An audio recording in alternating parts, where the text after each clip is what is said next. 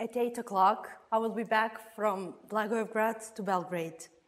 I will remember, pardon, I will remember all faces from the audience, our remarkable organizers, and the speakers that motivated us to act. But I will also remember where I was exactly at 8 o'clock 15 years ago. I was in my bed, and then the terrible siren woke me up and my mom as we ran through the basement because the war started. And the only thing I remember was saying to her, "Please let me go, I want to get back to sleep. We're going to school tomorrow, right?" We didn't go to school then. And actually, only several years later, did I hear of remarkable Malala, who stood up for education. And as principal, summoned us in front of the school saying, "You know, kids, we will be not going to school for some period of time." I remembered why actually I didn't stand up back at the age of 12 and say, "But I think we should go to school no matter what." I believe that history or the future will be kind to us because we are the change makers and we are the people who can make it be written. Today, I will talk about 3 most remarkable education experiences that I had. And I will tell you how education paradigm is shifting in 5 ways. I will tell you what can we learn from Olympic Games, dance, and wars, as these are through experiences which I had and which helped me to ruin my education prejudice, because we all have prejudice. We just have to become more aware of them. For example, I'm not talking about education like getting the formal degree. Let's get one thing straight. I'm talking about education, either formal or non-formal, education that comes from creativity and experience and from evoking your curiosity, because we all have little prince in front of us, inside of us. Maybe we forgot about him. And it's about reflecting on your behavior.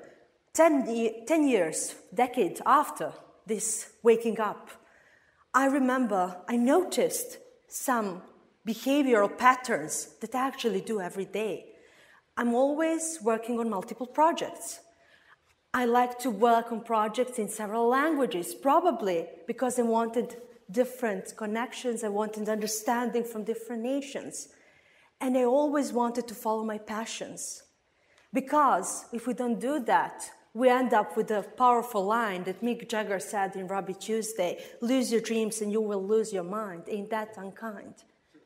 Yes, it is. That's why I'm thinking the future will be kind to us, as Winston Churchill would say had he lived in today's time, instead of saying history will be kind to us.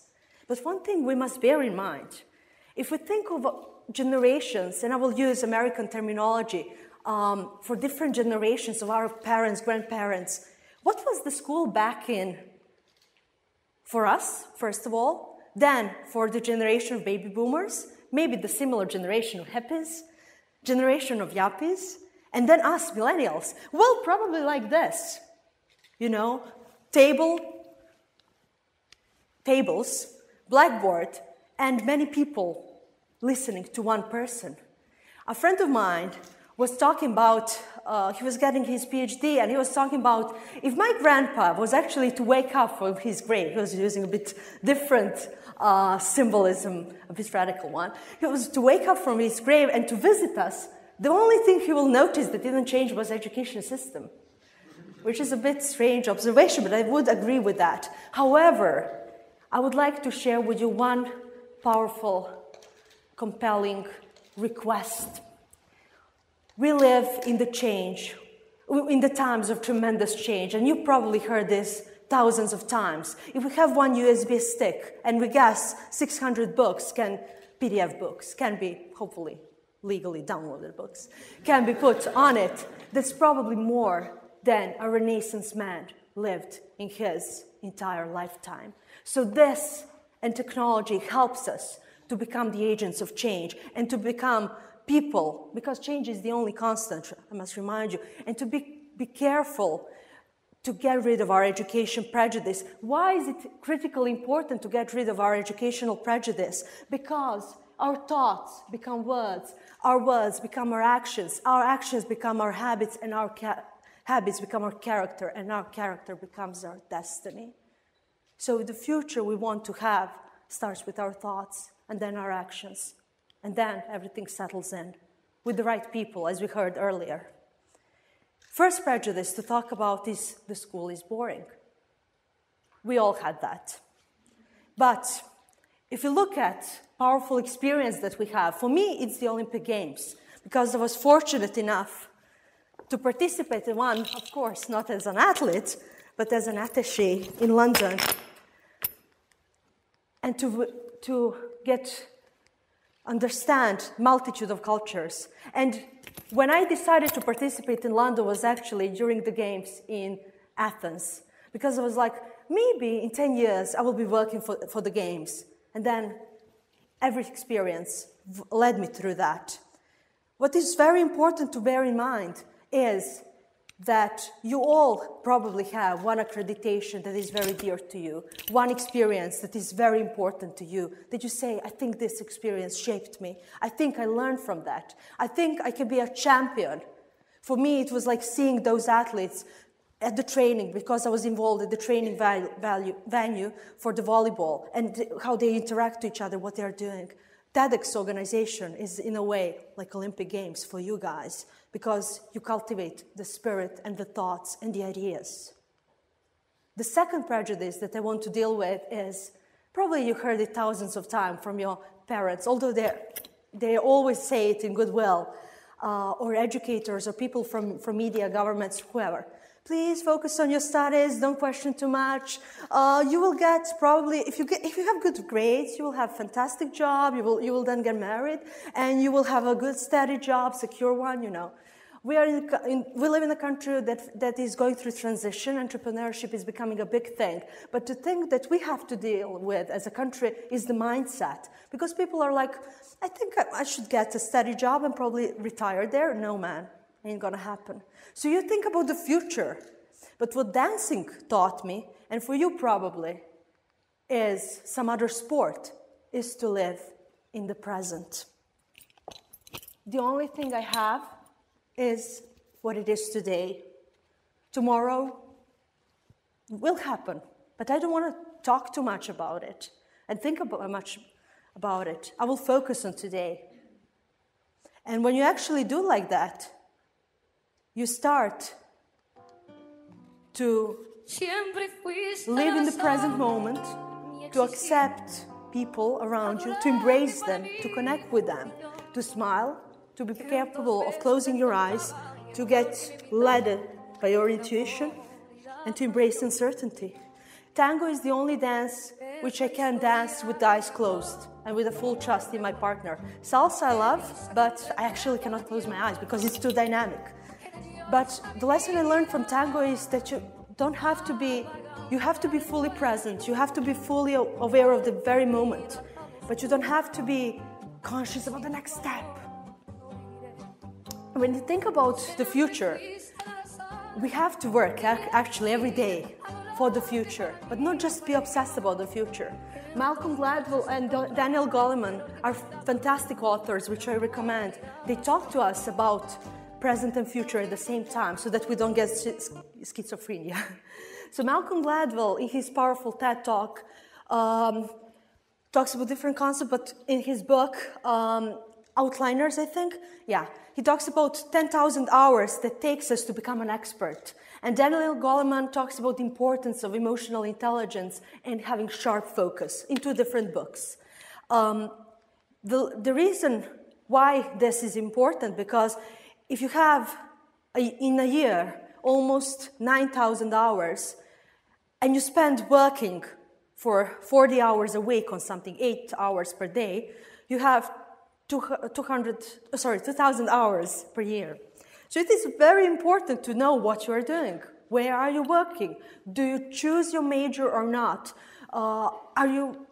Would you like to do that actually for the rest of your life? Okay, you don't have to tell yourself, I will do it for the rest of your life. But does it make sense right now? If not, please change it. It's very important to change it.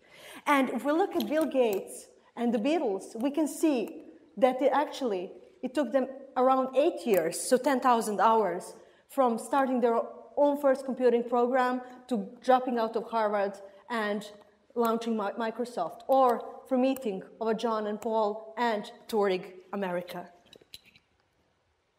You can always become an expert if you are surrounded by expert people without waiting for 10,000 hours like, in 8 years, hopefully. No. So figure out what is your passion. And if you want to take one thing from this talk, please let it be this slide. Do what you love, that you're good at, and that will eventually monetize. It will pay well. You will find a way to monetize it, but if you don't love it, it's a waste of time. And do it for the sake of yourself, not for the sake of parents or anyone else.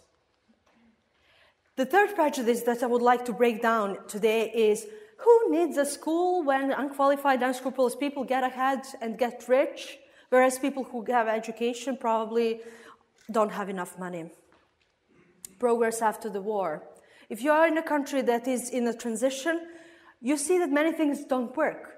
But you actually see, if you're an optimist, that there's a lot of space for improvement. I prefer to have glass full of water or some other drink. Thomas Friedman, another author that I recommend, especially his book, The World is Flat, talks about different perspectives of nations. He says, is it that your country or your nation have more dreams than memories? Or does it have more dreams, or more memories than dreams? So it's a powerful way to distinguish between past, present, and future. And as we heard, it's important to remember the past, but also to leave your comfort zone, because this is where the magic happens. From my own personal example, I realized that individuals that are connected by stronger links can actually connect themselves and can actually become stronger than any hardships that they faced, and they can succeed from the scratch. Here are 4 examples of organizations that I'm currently involved with, and I'm very proud to be part of them, because in different spheres, they are figuring out how to eradicate brain drain or how to lessen brain drain by gathering experts and creating the critical mass for innovation. One of them is Exit Festival, who helped me actually with the funding for One Young World when I attended the summit, who became actually the best European festival in 2014. And it started from scratch. It started as a dream of people sitting on the Danube coast, thinking, wouldn't it be amazing to have Massive Attack in our hometown playing at the Fortress? And one thing led to another. Or PEXIM Foundation, which was started as a dream between a person currently leading the Cambridge Department for Foreign Languages and a technology entrepreneur who went together to high school and who decided to continue on their friendship and to do something to bring back talent. Or the faculty that I'm currently teaching, which deals with, let's say, bringing back experts by trying innovatively to provide solutions and to try to bring education that makes people more employable instead of rote learning. 5 trends that shift the education paradigm are important to discuss now. And I will actually go through these slides quickly because I think you will get the presentation and you actually know many of these things, but it's good to remind ourselves. Massively customized and personal education is something that is important to bear in mind. We don't have actually, hopefully, we don't have, at least in online sphere, the centralized education when the instructor is at the center and he shifts focus to different people. Everybody collaborates, everybody is able to share. And we can go from the classroom to studios or different hubs where students work on projects, to virtual classrooms when actually they continue working, because it is devastating to think of education where people are in a classroom and then they go outside and nothing happens. The world outside the classroom and the classroom must be connected. It's critically important. And if we have this perspective of organic or holistic learning, we get to the point where more flexibility and opportunities arise, we notice the glass is half full because we have network effect, because we have people who are motivated to collaborate. We have access to technology and we have globalization. We talked about different teams, different countries, and MOOCs are something that is very powerful and very open to negotiation. It can be attended by 100 people or 10,000. It can be self-paced. It can be about badges, about reputation. But if you have a group that works, the problem that arises is that you probably will not learn that much. In the end, you have to combine group and individuals. So in terms of that, you have to figure out, and actually the third trend is about figuring out the ways to track different people's reputation.